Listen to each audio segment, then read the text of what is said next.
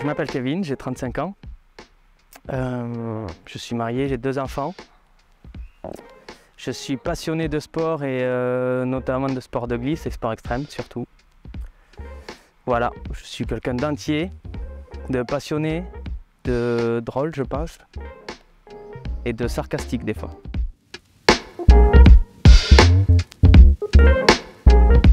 En terminant des études dans le bâtiment de dessinateur, j'ai commencé à bosser dans des bureaux d'études et rapidement j'ai changé de voie.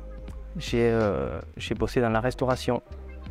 J'ai créé un restaurant, j'ai eu une société que j'ai revendue et après, voilà, grosse réflexion, remise en question et du coup je me suis tourné vers ce qui me passionnait, le sport et la psychologie et c'est là que j'ai découvert la prépa mentale.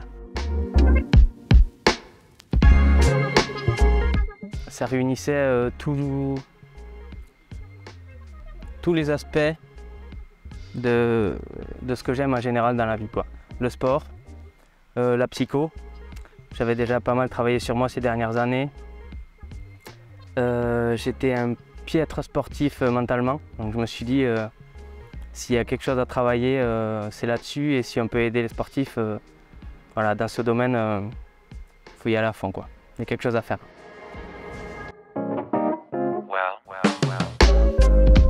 Avant Focus, j'avais déjà fait une petite formation théorique qui m'a apporté vraiment les bases voilà, de ce qu'il fallait savoir, mais c'était trop light. Donc j'ai cherché à me former avec quelque chose de plus sérieux. Ce qui m'a attiré chez Focus, c'était le stage, toute la partie pratique qu'on proposait aussi sur le terrain. Très complet sur une année, sur 8 ou 9 sessions. Donc voilà, et puis l'aspect présentiel aussi. C'est vraiment ce qui m'a attiré. Complète, humaine et émotionnellement très forte.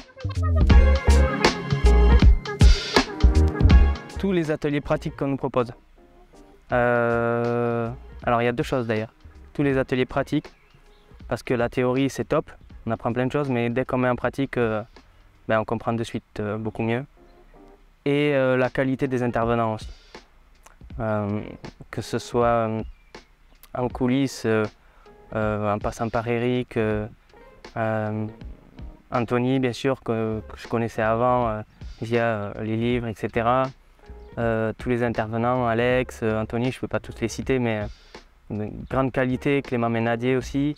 Voilà, c'est des personnes avec un parcours atypique et inspirant, et ça c'est hyper important, je trouve.